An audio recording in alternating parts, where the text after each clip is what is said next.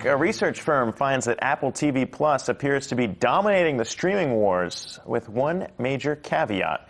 According to initial estimates from Ampere, Apple has racked up over 33 million customers in the U.S. in Q4 2019 for Apple TV Plus, but the vast majority aren't paying for it. So joining us now to discuss is research manager at Ampere Analysis, Daniel Gadher. And Daniel, when we put this in perspective, I mean, Apple TV Plus beats out Hulu and Disney's customer base, according to your research. But the problem is, if no one's going to be paying for it after this promo runs out, what does that mean for Apple? Yes, and I think that is very important to understand, is this is a customer base and not a paying subscriber base. And these are our initial estimates. And this is driven primarily by Apple's auto-enrolling its customers on the service. So a very small fraction of them are paying. And I think actually what's going to be more important in the long term will be the usage rates, which Apple, I'm sure, will be monitoring very closely. So who is engaging with this content and how they can carry that on forward. When we look at it, though, I mean, are there any indications of what percentage? Because this isn't uncommon, really, when you're trying to get people onto a subscription model, try and give them a freebie to trial it. So what are we seeing in terms of any indication of how many users might actually be willing to pay once that trial period ends? So we ran a study prior to the launch around awareness, and what we did find is that there was good awareness of the service, and we are continuing to monitor who was willing to pay for those services. And we think at the moment it could be a small fraction of the number that we put out, maybe 5%, but we'll know a lot more as we're continuing to run polling, as well as the results that we'll see from Apple as well. Hi, Daniel. It's Heidi. I just want to get your thoughts overall on Apple. Of course, the company is reporting earnings after the bell today. So I want to get your thoughts on what segments of the business you're watching, whether it's wearables, services. What should investors be paying attention to? So primarily we're looking at it from the Apple TV Plus services section. That's the area we're covering. And I think what's really important when considering Apple as a whole is we've seen over the past few years a slowdown in their device refresh rates, their legacy devices, iPhones, Macs, that sort of thing. Mm-hmm. Wearables have been increasing, but I think going forward as well, services will start to play a bigger role in the underlying revenue. So that could be a very good growth area for them to watch, depending on investment and uptake as well.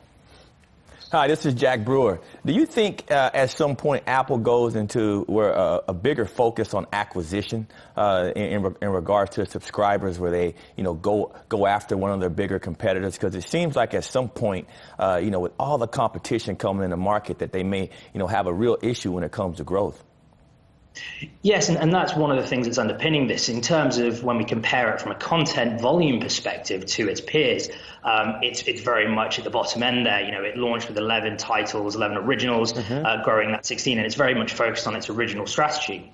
We know they're investing pretty heavily in this area, but again, the likes of Netflix has a vast catalog to lean back on. Even Disney, with its legacy content, is able to support its original strategy for its Disney Plus service with that legacy content. And going forward, Apple may want to consider bolstering its library so it's able to give its consumers a wider reach. But I suppose ultimately what we are seeing is the services section beyond just Apple TV Plus as well. And, we're talking about Apple Pay, Apple Music, Apple News Plus is a way of driving consumers into their ecosystem to help with those device sales as well. And in the future, it may be that services become a larger portion of that. And that's where we might start to see bolstering of the content library through acquisition. Yeah, and it looks like they've been trying to make that effort with Plepler coming on board. Apple TV reportedly getting him involved with some of their more exciting titles that he's been attached to with Game of Thrones at HBO. When you look at it, we've seen competitors try and use things like this.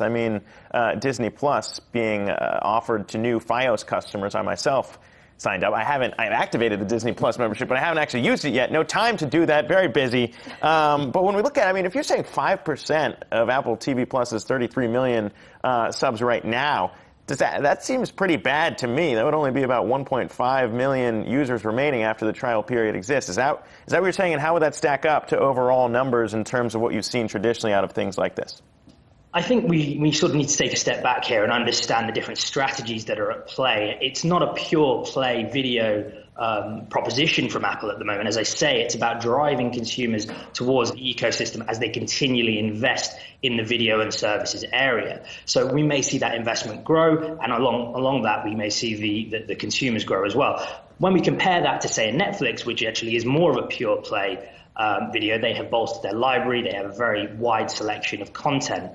So the different players that are involved, you're right, it's a very crowded marketplace at the moment, but they're all coming at it from sort of slightly different angles. Apple, as I say, is about an ecosystem play, whereas as Amazon can be looked in the same way. We're trying to get people on to the Amazon Prime ecosystem where they will spend more in their e-commerce platform. So there are different strategies at play here. So comparing the likes of Apple's start with its video streaming is perhaps not as accurate as looking at their individual strategies.